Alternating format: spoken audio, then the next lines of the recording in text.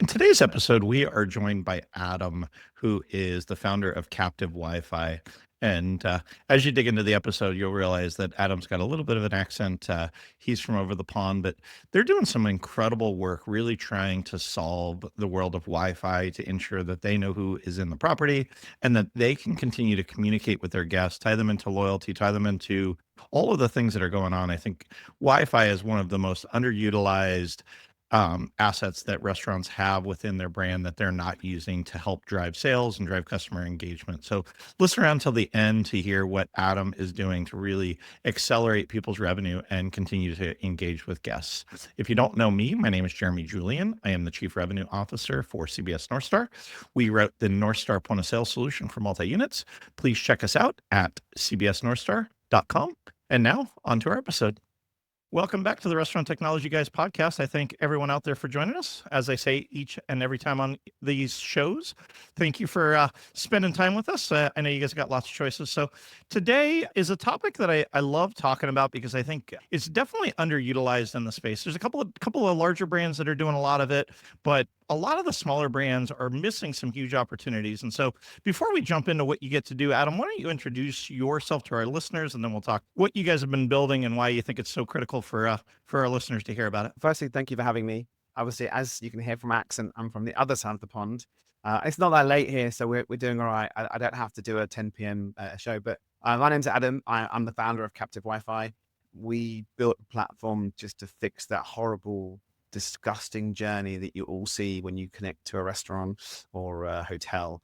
And then we started to focus on loyalty. So we wanted to build a better experience. And we're now in 21 different countries. We've got about 60 clients in the US now, across Europe, Asia, and and growing. And we're only small, so we've made it more cloud-based. I don't have to send you a box. You know, there's lots of these companies out there.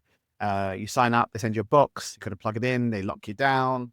We're not like that. We're low cost and max value. It's all about conversion to loyalty, and that's probably something you guys talk about quite a lot. Absolutely. Well, and again, I think I said it, kind of in the intro. There's a lot of people that offer Wi-Fi but don't capture any of the guest information at all. So, talk me through, I guess, why do you think that is such the case today? Because still, often I get in, and then we can talk about what the risks are behind not doing it, and then what the upside benefits are to capturing guest data. But why do you think it is, Adam, today that so many people are saying, "Hey, use my Wi-Fi"? They think it's a distinct advantage, but they're offering something and not necessarily getting anything in return. I think there's a couple of different pieces really. Like if you have a standard router from your ISP, they might give you a little splash page, does nothing, right? So you think you're offering something. And the other piece as well is that lots of parts in the US or anywhere really has great signal. So some people don't think about it, but there are lots of places with not good signal. Like half of New York is like a Faraday cage. You go into the restaurant, there's nothing. So there has to be some form of Wi-Fi. The other platforms that are out there that we've seen don't look very nice. So it's sort of a deterrent. You go there and it's this horrible form. It feels like you're being, like, it looks like going to an airport. Like it feels like you're being attacked. Like, what's your name? What's your mother's maiden name? What's your blood type? And all those things that make it look with that horrible form that you see. And I think there needs to be a better way. We've replaced a ton of the bigger ones recently, and the opt-in rate is just dramatically increased using ours because the customer journey is so nice. I think one of the biggest pieces, which is most important for anyone, and especially in the US, it's a lot of SMSs are massive, right? Sending sending messages to cell numbers is awesome, but collecting first-party data is really important. And when you go into a restaurant, a lot of the bookings will either be done by third parties, so you might not have that booking. When you go into a restaurant or a hotel or any F&B business, once you've gone in and gone in, you might have the data for one person, but what about the 5 other people you're with? The challenging thing that we see is one, they haven't really got the design's not there. One, it's putting people off. 2, nothing's happening with the data afterwards. So they may well have a okay page, but with the data, they may well as well have the data going somewhere, but it sits there and does nothing. Yeah. And I think a big point, and I think a lot of people in hospo have said this, is that hospitality, any F&B business needs to email. Email is one of the biggest sources of bringing bums back on seats. As like it's crazy, and there's just not enough people that do with it. So that's one piece, and I think the other piece that we find is really important, and that's exploding all over the world right now, especially in the US. If you look at what's happened with Square recently, if you go anywhere and you pay by Apple Pay, you get that wallet in your phone within seconds. So we've done something similar on the Wi-Fi. So you connect to the Wi-Fi, and within seconds, when you've connected, you get that wallet. But we know who you are. So the thing about the Square is great. You've got the wallet, but you're an anonymous person that's collecting points. They don't know who you are. They can give you benefits, but we know who you are. So we know your cell number. We know your email address. We've asked you questions maybe on the journey. So we've been able to do the segmentation, and we've added you into loyalty. So we plugged into platforms like Paytronics, Como. In Europe, there's a platform called Piggy. We're currently speaking to Olo at the moment, and Punch. So there's some really cool, and we're currently working on Incentivio. So there's some really cool loyalty platforms out there that can really help you convert the customer into raving fans.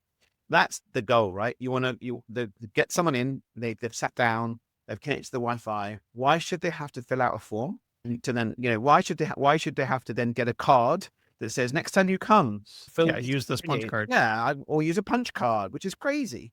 How many? I mean, I must have 50 punch cards in my car. I don't know where they all are. So it allows you to not only add it to the next step, but it also allows you to add points, for example, if you wanted to.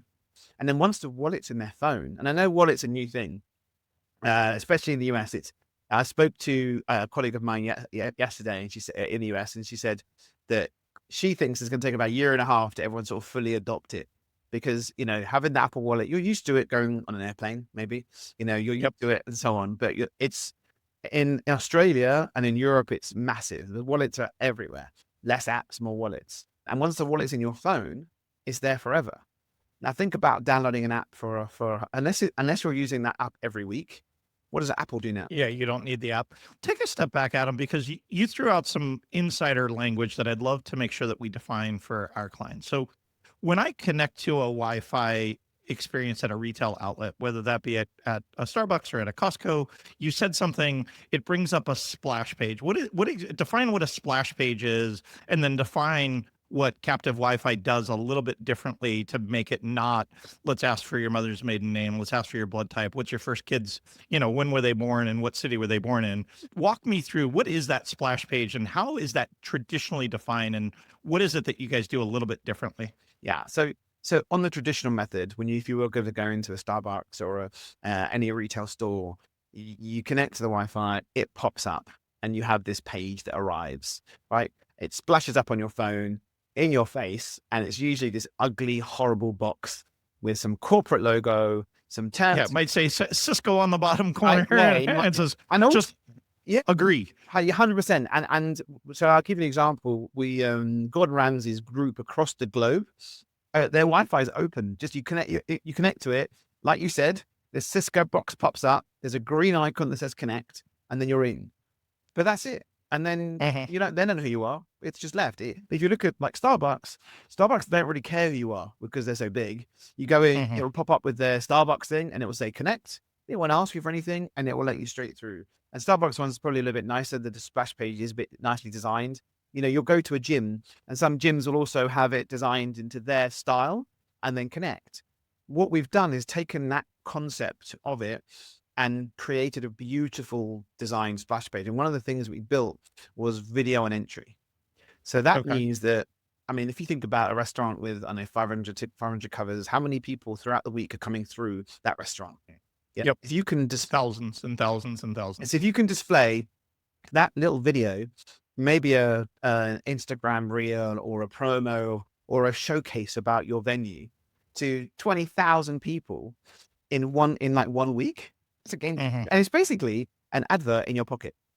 And that's what we've done. We've built this awesome tool to let you actually show.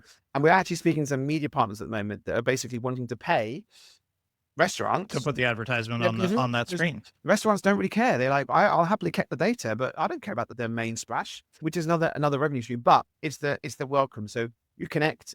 We work with Chotomate. They're in San Fran and in Canada. They've got some in London as well.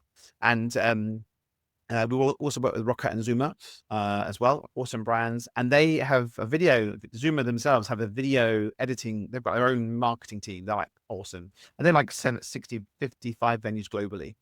And they create a specific video. So when you connect to the Wi-Fi, you get this beautiful Rabata grill. You get the sushi chef cooking. So it's in keeping into the style and design of their venue. So it feels premium. So I love that. And we talk about guest experience a lot on the show, and there's oftentimes a disconnect between the splash page and what you really want them to see.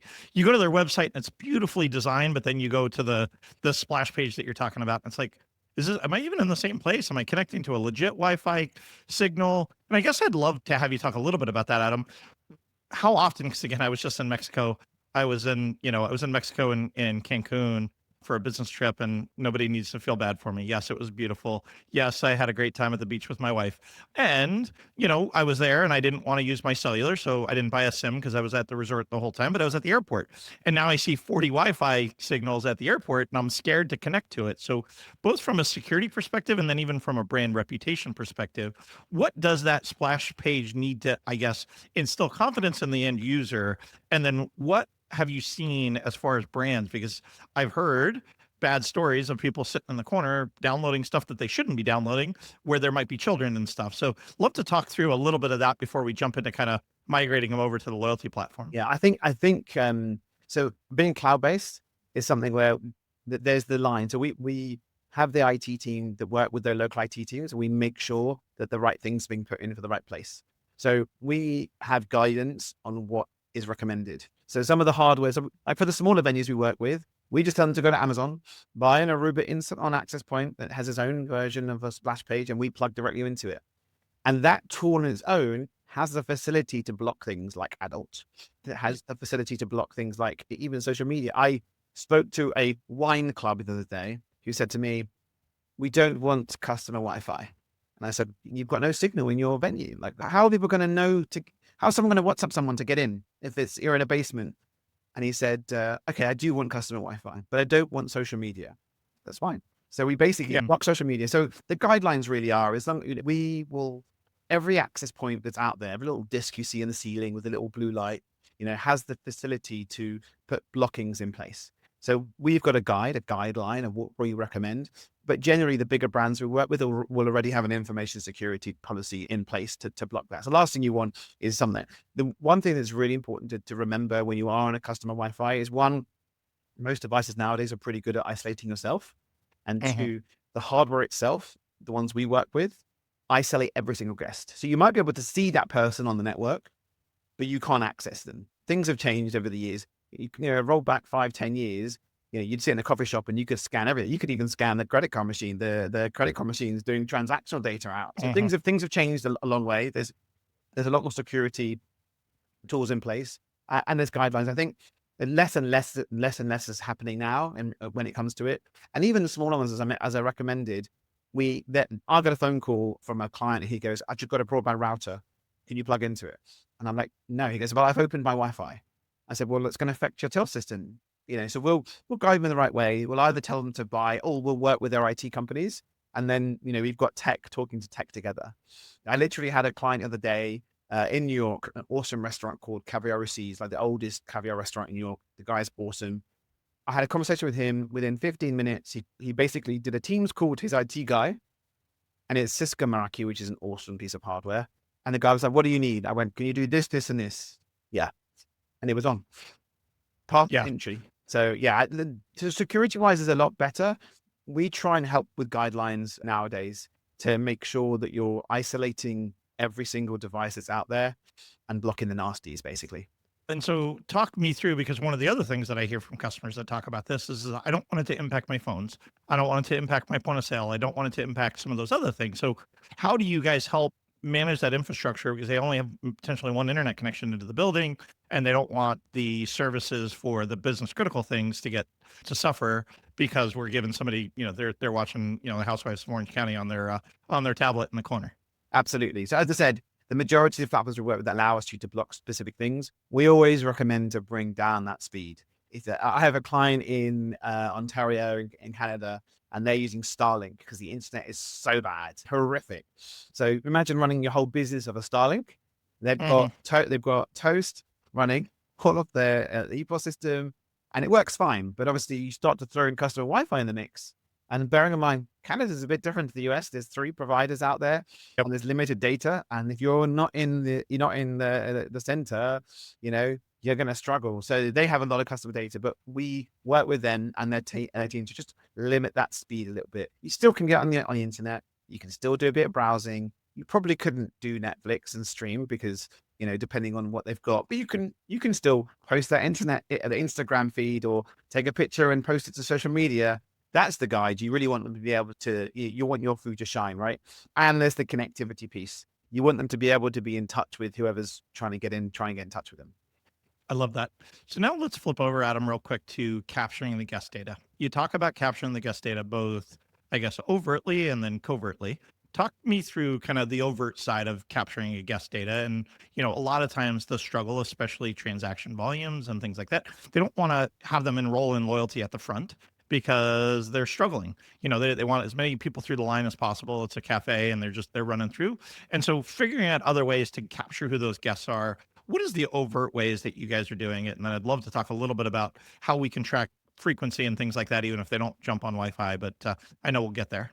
Yeah. So one of the most important things that we see, especially in the QSR environment, you know, people coming in, you've got that huge queue. You've only got a certain amount of time to actually say, if it's slow, hey, what's your name? Let me add you into. If you know, I don't think it ever happened. I'd never seen it in the US, over here in Australia. I haven't seen anyone saying to me, "Can I add your name to my database?" It just doesn't happen. So there's a couple of different ways of doing it, right? One, you can do it through a QR code if you can. Now any new site that's opening, we work with a couple of different different loyalty platforms, and we always recommend on your hoarding on the outside before you open, massive giant size QR code.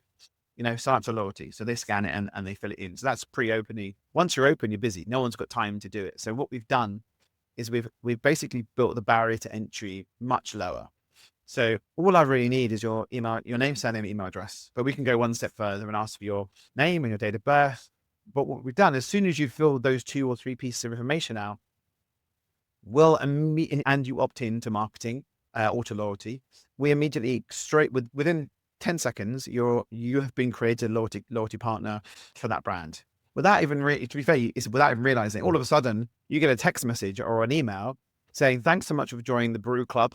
Here's a free coffee on us. Click this link, download the app, update. Or I'll tell you what, if you let us know your birthday, we'll give you a free gift on your birthday, and we'll give you a free coffee now." And you're in the queue. So you're already smiling. You're already realizing, hold on, I've just got something for nothing. This is crazy. You know, so that's one of the things, and it's working so well. We've actually, about a month ago, we added a global block list to stop those horrible nasties. Like, so you can no longer log in with bob@gmail.com. Doesn't allow you because it's not a real account. And we've added stuff like iCloud.co or Gmol, all those, you know, mistypes. People are messing with it, not allowing you to connect with them. 100%. So now, no, I'm sorry, no nasty emails. So we've now got something like 50,000 fake emails and about 5,500 fake domain names on there. So it would just be a very nice, polite message saying, "I'm really sorry this email doesn't exist." But going back to the loyalty piece, the conversion to loyalty is so important. You want to build raving fans. And that's what we really excel in. You know, someone comes in, we've built the raving fan, they've downloaded the wallet. Now, that's just one piece. When they revisit and they connect, we already know they've been, we welcome them back. And then we send the trigger into their loyalty. So they may come in and not buy anything, but they've come in and you've triggered that visit. If you didn't have the Wi-Fi system in place, you wouldn't be tracking them. So you wouldn't even know. You wouldn't even know they visited 4 or 5 times. And there's some really clever tools out there at the moment. There's some awesome loyalty tools out there. They've got some very clever machine learning, and everyone will call it AI, where it tracks your visits. Yeah. So and it knows you go once a week. Now, traditionally, the old school like data CDP platforms out there will be like, "Hey, oh great, this guy's come 4 times. On the 5th time, I'm going to give him a free something." The clever systems out there know that you're going to come on the 5th time. So why would you give someone why would you give them something? Exactly. So then what it does is it uses the Wi-Fi, it uses the transactional data from the POS, it uses maybe if they've scanned it, and it marries all that data together, and it looks at the platform and it goes, and this isn't us, this is what we plug into. It looks at it and goes, hold on, he hasn't come for 3 weeks. This isn't normal. We're going to now trigger the offer. Hey, Yeah. come back, have a free muffin when you buy a coffee. And that sort of stuff that's happening is, and it happens automatically. Now, you know as well as I do, no one has time. The biggest drain of resource is marketing. It is, and that colleague of mine says the other day that marketing teams are too busy writing the out of order sign on the toilet because it's got to be on message. The ops have said, toilets are out of order. I'm going to put a sign up, marketing a run up. It's got to be the right message. So they're doing that. And then they've forgotten to send the email. They've forgotten to do the automation. They forgot to do it. So these new tools are doing it all for you. In the background, there's little machines running and sending the offers, tracking the visits, doing the automations, and doing the birthday reminders. One of the biggest things in the world, and the biggest, one of the first ever, I think Fishbowl were the first people ever to build it. Yep. Was a birthday reminder. And just that one little piece of data. My birthday's in 2 weeks. I've started getting my birthday reminders are showing up from the brands that are doing it well. And quite frankly, and this is one of the things that Adam, I like to talk about is while you guys are not the engine of the loyalty, you are the engine for being able to capture. And I think oftentimes getting the person's data, they will give it up freely oftentimes, especially if there's a benefit to them. But figuring out how to create a frictionless way for you to capture that is really, really critical. Is that a fair statement? Yeah, 100%. One of the biggest things that we're talking about at the moment is touchless loyalty. So, if you go and book a restaurant, so you go to book a restaurant and you book through 7 rooms, for example. So you've got to book a restaurant, you through 7 rooms, you've gone to the restaurant, you've connected to the Wi-Fi, you've opted in, all that data is now linked. So wouldn't it be nice, rather than having to sign up for a form, fill out, download an app, get the waiter to scan it, all this sort of congested old school layouts and designs of things are done. Imagine you go for your birthday, your wife books a table or under your name. She books a table, you go to that restaurant, you connect to the Wi-Fi, you sit down, you pay, you leave, and then 2 days later, we've added 250 points onto your, but even if you hadn't signed to loyalty, we can still, not we, but whatever platforms are out, they can still feed the data into the platform so that when you do opt in, or they know that you've been there and connected to the Wi-Fi. So talk me through some of that, Adam, because that's a little bit of the covert things. I know our phones, I mean, we joke about it, and I think way too many people are too ignorant about how much our phones know about us and how much they give away freely, whether it's Android or iOS. Don't care which side of the fence you're on. They are sharing some of who you are, how often you're even in proximity of those things. Talk our listeners through a little bit of that, not to create fear, but as a business tool that restaurants and retail outlets can use to make their lives better and ultimately deliver wow type experiences, because it's about the guest experience. It's about hospitality. It's about going above and beyond, going back to they know they're going to come in the 5th time. Instead of giving them free coffee, tell them if they go share their experience on Google, now they'll get a free coffee because now both sides are benefiting. Now it's a different way to opt in and to drive that behavior that you're looking for and the brand is looking for. But talk a little bit about what other things you guys capture once you're there and how you guys store that, because I think way too few people really understand that's out there. I think that the challenge is it all depends on the hardware you're using, right? So if you're in the smaller environment, you won't be able to have the footfall tracking piece that is available. But on some of the clever tools that are out there, and we can provide a device that does the tracking, but there's a couple of different ways of doing it. So if you're looking at the Meraki, which is the golden standard, right? If you're spending it, you're spending it because you've got to pay the license fees for it. That can actively track devices, even when you're not connecting. It can actually track where devices are going and then how many times they've been. So for example, you want to open the store on a Sunday and it's dead and you're not sure. You could switch this on, feed the data into our platform, and we will scan for devices. So the system will scan for devices and send it to us and give you a report, which basically means you can actually see, say, for example, you've got a Wi-Fi unit by the front door and it's picking up that data. You can now see the footfall data of people coming past, which is super important because you know what? You might have had a really, really bad week, but the footfall outside is massive. So there's something going on, right? You're doing something wrong, but you don't know. You're just assuming in your mind as an operator, I had a bad week. It's one of these things happen. But if you have a look at the Footfall, well, it was massive outside. Why didn't we have someone outside? Why don't we have someone outside bringing people in? Why don't we change what we've done, change the layout? We often get customers saying to us that we want to open on the weekends. We're not in a heavy footfall area. We're mainly business. Should we open? And we'll either, if they've got the tools available, or we'll give them the tools available, they'll plug it in and they'll see, actually, you know what, Saturday afternoons are rammed in the area, but Sunday's dead. So let's not staff up a Sunday, because otherwise you're wasting labor, right? And the labor force is more expensive. Now everything's more expensive. Yes. We can help with that.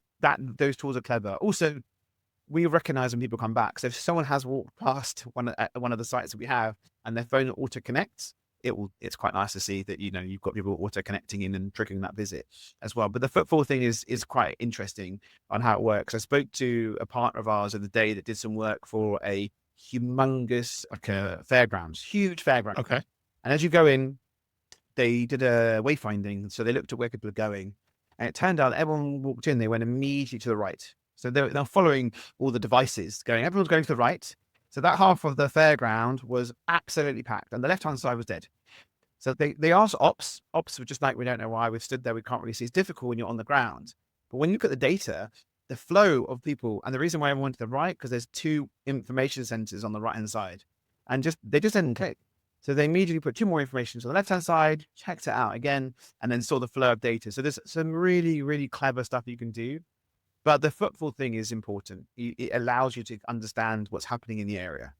Yeah, I love that. And I think way too few people understand the power of being able to do that, and really ultimately how it can help drive. And we've got somebody that's considering putting in kiosks. And it's like, you don't want to put in kiosks right in the way of where people are normally navigating your store. So being able to look at some of those kind of things in large environments for sure. Or the opposite. These kiosks are never getting used. Why aren't they getting used? Nobody's ever sees them. How do I create signage and those kind of things? Well, think about this. With the counting, you can also detect how long people have been in store and out store. So if someone walks in and leaves within 5 minutes, it counts. If someone walks by, it counts. So the kiosk thing is really interesting, because if someone walks in, looks at the kiosk and leaves, you know, there's actually another tool that we work with called Solink. I don't know if you've heard of them. Amazing tool. And they basically do analytics using the CCTV.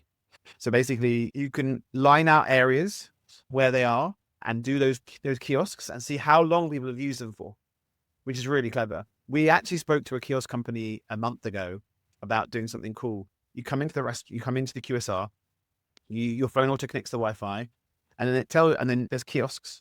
And then it says, because it knows who you are, I've already logged you into the kiosk 5. And then basically their kiosk, they've got some animation on the front and it waves and says your name.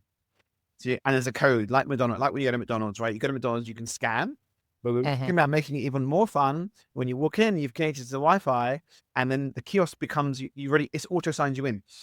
Oh, obviously, you can type in the code, like the 3-digit code on the that showed up on your phone. Well, and funny enough, we had a customer that was doing it via visual, and they got shut down because they got sued by, you know, consumers saying, you're taking my likeness without my knowledge to log me into this stuff. And so, because they tried it and it was kind of cool, but it was like, hey, do you want the same thing you had last week? But there needs to be an opt-in back to kind of even you're opting into loyalty, you're opting into the transaction. I think the challenge you have in the US is, unless you're in California, the GDPR, the data privacy is over here. Square have a challenge, you know, and so the Toast. There's PCI compliance, which is super tight. And then there's the GDPR rules, which are super tight, which basically means that in America, you go to Texas and you'll go to a Square terminal in a coffee shop, and you go to New York, it knows exactly who you are. It'll pop up and say, hey, over here, you go to one shop to the other, everything's siloed. No, you can't cross brands. You can't do what Thanks does and Lunchbox. You can't do that over here.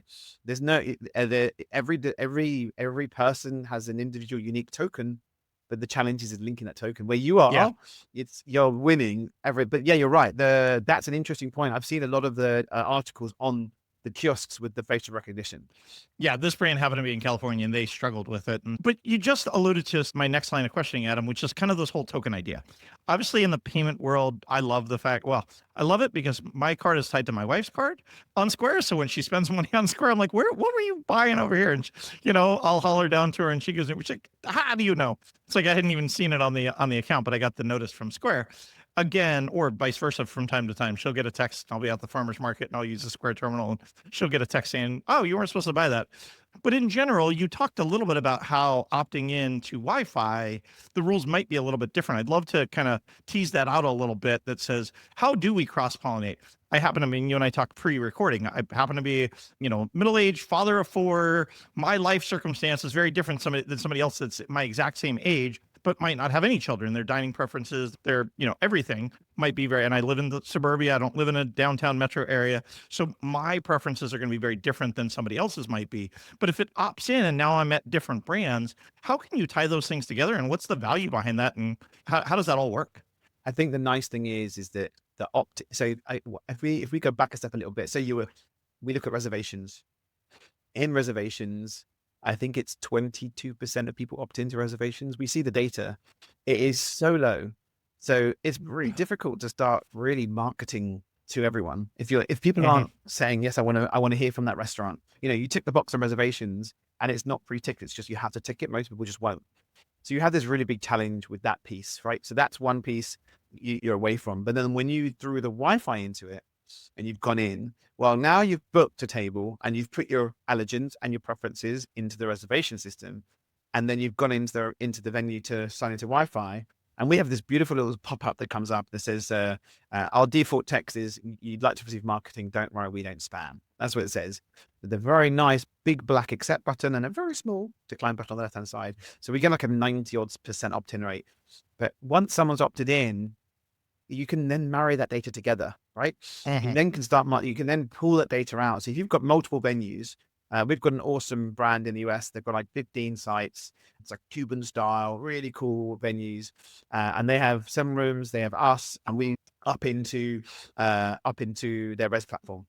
So when someone comes in, we opt them in and we increase their database. And so they've now got more data points for that person and actually be able to do stuff with it. Because before you sort of sit there, it just doesn't work so well. Yeah. Well, and now you tie that reservation to the POS transaction, to the Wi-Fi transaction, and now you've got a much more holistic view of this person, whether you're a coffee shop or you're a 3-star Michelin restaurant. You now have the ability to communicate with them. And a lot of times it comes back to top of mind. I'm likely going to go to lunch today at a place that emailed me or texted me in the last 48 hours because it's top of mind. I'm thinking about it. And so, you know what, I likely will do that. And so very, very critical. What else did we miss in the kind of captive Wi-Fi world that I guess our listeners need to know about, that you would say, hey, if you're not doing this, make sure that you guys are at least thinking about it because it's critical? I think that one of the most important things is that customer journey. So we always talk about customer journey, right? Making the customer service experience be unbelievable. And you could do that in store, right? So, American hospitality is unbelievably next level. They will fall over themselves to help you. It is 100% a career and it's awesome, which is great. The challenge then you have is when they leave, right? So you might do a bit of feedback, great. But the customer journey should be the same as you signing up to the email on the website, signing into the Wi-Fi on the Wi-Fi. And if they are opting in, booking a table, it's that we try and help our customers on the welcome journey. So whichever point they take to come to your business, you need to trigger that off. Now, a colleague of mine did a test, 50 brands, large or small. He set up a brand new Yahoo account. And out of those 50 big brands, didn't get any emails from them, from the website, from the Wi-Fi, nothing. Oh my gosh. Nothing at all. He didn't sign to, it didn't know the nothing. And then some of the smaller brands, straight away, thanks so much for coming. Thanks for visiting. I tell you what, why don't you have a coffee on us next time you come? He got that 2 days later. He went, had a coffee, typed the coffee into the kiosk. That then triggered the next journey on the email, and said, thanks so much for having coffee, have 20% off lunch. And it was just, and then the last email was, hey, this is who we are. These are our beliefs. This is where our food's from. We'd love to see you again. So it wasn't really pushy. It was this beautiful customer journey. And it wasn't me throwing you free stuff. It was more of it enticing. So and it's creating a connection digitally. So few of the things that we do nowadays are the same way that I grew up or you might have grown up, where it was a human to human connection. So much of our interactions digital, but you've got to have some level of humanity through it and creating some consistent brand messaging and imaging. I love that thought. And I think all too often having a big black screen, white screen that just says accept and shows this is Meraki, it doesn't walk you through any of the brand imaging, any of that, regardless. And again, I want people to know how to get in touch, but there's so many people doing it so poorly, and they're not doing anything even with that data once they get it. They have the opportunity to capture it. They're not capturing it, number one. And number two, when they capture it, they're not doing anything with it. Number three is the whole idea that says you're not creating a brand and consistent experience for the guest, and ultimately you're losing because of it. Yeah, it's all about listen, it's all about retention, right? You want to, if you can try and get it, they say if you can get that person back 3 times, they're yours forever. They're yours forever. That's Oh, and for me, and the opposite is also true. If you don't save them because you had a bad experience, once you've gotten them, you're going to lose them. I mean, my family, same way. When we have a couple of bad experiences in a row, even if it wasn't a rotation, we were there every 2 weeks, we're like, hey, we're not going back. And being able to communicate with those people, especially in the digital world, is really, really critical. well, that actually takes me to the next piece. We actually build a customer feedback flow into the platform. So you can do customer feedback within our system. And what we've done is that everyone's busy. No one has time to log into a dashboard to start replying to feedback. So we've made it quite automated. So you visit, you set the timeout of after X amount of time after. Now, the good news is that, you know, the data privacy rules globally say that if there's intent, you can send messages. So feedback doesn't really count, and you're allowed to send customer feedback to anyone. So we send feedback to everyone. And basically, it's a really nice template, and it's got 5 stars in the email. You choose the timeout of when the feedback goes. It sends an email. You choose the template of how you want to send. It's all fully branded with the same like logo and design as the Wi-Fi. And how's your experience? Now, if you hit 4 and 5 stars, we just take you straight to Google. We don't even see our platform. It doesn't see us. It just clicks, and you click on it. The Google page. Yeah, that's amazing. And Because the 3 to 1 stars, you want to talk to that customer, right. So the 4 and 5s, you want them to be out there publicly for everybody. So what we do, and also we give public feedback. So if you did want to put QR code on your receipts or on your website, you can do that too. But the 1 to 3, we help you write the content. We're plugging in, like everyone else, we're plugging in some smarts into it at the moment. But you can write, we give you the default templates. You can set the auto replies. Or you receive the email and says, look, hey, you received a 2-star feedback.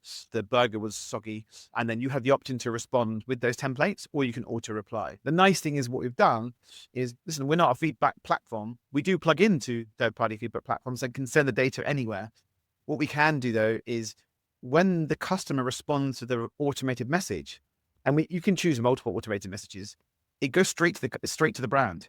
So whoever the GM is, whoever now they can go solve that problem for that guest. It, because it's some of the most important. If you can recover that negative experience, you've won them back. So one of our customers does this. They're a bit techie, and they use a tool called Make.com, which is a bit like Zapier. It's one of those automated if then and so on. And he's created a way where we send the feedback, and if someone clicks the button on the feedback, he'll trigger an automation for an offer, like a voucher for a free drink. So they basically say in the message, hey, thanks so much for coming. We'd love to hear about your experience. Good, bad, indifference, doesn't matter. Leave feedback and we will give you a free drink. And everyone does it. So what we've recently done, we now track all the emails that are sent. So we show how many have been sent. We allow about 20,000 emails a month, but we don't really check. We send the feedback out. We track that feedback. We show the bounces. And what we've done recently, which is really clever, because obviously some bounces will get through. There will always be some bounced emails. Yep. We now add that bounced email into our global block list. So if that customer comes back next week and tries to sign in again with his, his fake email account, he won't be allowed in. He'll have to put a real account in. So it's pretty clever. Awesome. So the Wi-Fi and feedback's pretty good on there. It's super important to understand, and also give the restaurants the tools to be able to do it. I went to a client about a month ago, and I said to them, "You've not responded to these like 50 feedback messages. What's happened?" And she looked at me and she said, "Look at me." She goes, "Do you know how busy I am? I run 5 food halls. They're huge. I don't have time to click the button." I said, "But I'm sending it to your email." She goes, "Can you just automate it?" And we did. So the other nice thing about what we do, and we're super agile, we had a steelworks company in the US call us and say, "We've tried to build a splash page on Meraki. It doesn't look very nice. We like yours. Can we use yours? But can you disable some features?" And we've just done it. We've just rolled it out. That's awesome. For corporate, not just so it can be used for anything. So we're super agile when it comes to stuff. So like, for example, at the moment, the loyalty flow out there at the moment of brands that are expanding and going crazy in the US, it's already on our list to plug into. So it's unbelievable what the opportunities that where you can do the conversion. We're working with an awesome brand at the moment, a poke brand. They all had 10 sites, and then I checked in with them last week. Yeah, we're up to 56. I said, Wow. what do you mean? She goes, well, yeah, franchise. Within 6 months, will be 56 sites. That's And that's incredible. crazy. If you've got a good brand, you know Uh-huh. that it will roll out. And that's one thing I love. So they said to us, we love what you do. We want to roll you out with every franchisee. So then That's the great. head office is capturing all that data and doing it And now they that can way. enroll them in loyalty. Now they know who's going into their brands. They're getting the feedback. That's amazing. Yeah. I love it. Well, and the one other thing that I guess I would let our listeners want to hear if they made it up to the end of the show is just how creative you guys are at trying to help solve the true problem. You guys have got miles on the odometer. You guys understand what it is that they're dealing with. And now you're helping people to get there. And so, Adam, how would people learn more? How do people get in touch? How do people get a download of what it is that you guys are doing and figure out, is it right for their brand? Yeah, I mean, listen, we have CaptiveWifi.com. We're there. I do some content as well. So there's some, we have a little podcast, not as powerful as yours. We're only small. We're on LinkedIn. My email is adam@CaptiveWifi.com. I'm weirdly available online, LinkedIn. You can book a meeting on the website, direct to my calendar for 15 minutes for a crazy amount of time. So we're super open and super available, because the most important thing that we see is the more customers I can bring you, the more money you make, the more sites you open, the happier we are, and we expand and help us expand our brand. So that's what we care about. But I think the difference between us and everyone else, we aren't just a box. We aren't just Mhm. a piece of service. We don't just leave you to do your own thing, because like most retailers, most hospitality and most F&B businesses, they need guidance. And what Yeah. we do is we give them the best of class. So we don't leave. I'm the founder, right? There's 8 of us in the company, and techs and support. And the most important thing for me is, if you're one site or 100 site or 400 sites, I'm still available. I'm always chatting to the team. So one of the biggest brands we work with, we have a bi-weekly meeting, and we guide. They're like, what are we doing wrong? Why is everyone else doing this? Or what's happening? So we want to give insight. And also, we've got some awesome partners who are like super experts on the CDP side. So we'll guide them in the right way. Oh, my email's not hitting. What do you recommend? We work with so many brands that it allows you to give you the tips. The other thing I didn't mention actually before we go, we actually have a single sign-on, which basically means that if you have, I don't know, 10, 15, 20 different brands across hundreds of different locations, whichever one you've been to, when you sign in and type your email address in, it doesn't ask you any more questions. It sends you straight through. That's You get that amazing. welcome back piece, which is quite nice, because we've got a brand that got, I think, I don't know, a couple hundred sites, 4 or 5 different brands. So you can imagine going into one. And so all you need to do now is, when you go in, it will either remember you, or when you type in your email, it skips you straight through to the end page, and it already triggered you. And so your app with loyalty, for example, or wherever it might be, will trigger. So that single piece is, especially for like the coffee shop stuff that we work with, they don't want people to have to re-sign in every time. How many Mhm. times have you been somewhere to the same Yeah. brand? Oh, it's And it's awful. it's awful. And then I'm like, do I even really need this? My food's about to come. Do I bother? They're missing out on that day. Yeah, yeah. So that's it. It's quite nice. We're a global admin. So as a global admin, I can click global admin. And I did a little look in December, and because we work with Zuma and other venues, I was following the flow of these people going from venue to venue. And then one of them ended up in Dubai, and then Riyadh. Which Oh, is pretty wow. interesting, because I was just interested to see. So the customer can log in and go into the single customer view and see which venues they've been to across brand, if they're multi-brand, see what venues they've been to, and actually look at the flow. It also shows you how many feedback messages have been sent, what feedback has been responded to, and then That's obviously incredible. plugging into the CRM. So it can be a bit like, Big Brotherish looking into it, but it's looking at where the customers are going to their favorite outlets as well. Yeah, no, and I could see that being a huge benefit. You're a super fan. You've been to 90% of our brands or whatever that looks like. And so I could see that being a big benefit. Adam, I love what you guys have built. I think it's, as I said at the beginning, it's so underutilized. And I think even if people don't use Captive Wi-Fi, which I would encourage you guys to go check it out, he's been so amazing to talk with. At the same time, so many of the things could happen today, even in your existing environment, while they're working on migrating from getting a splash page that looks like your brand and functions that way, to capturing their data. There's so many nuggets that you've shared. So thank you very much for sharing. Thank you very much for continuing to put this good out into the world. And to our listeners, guys, make it a great day. Thank you very much.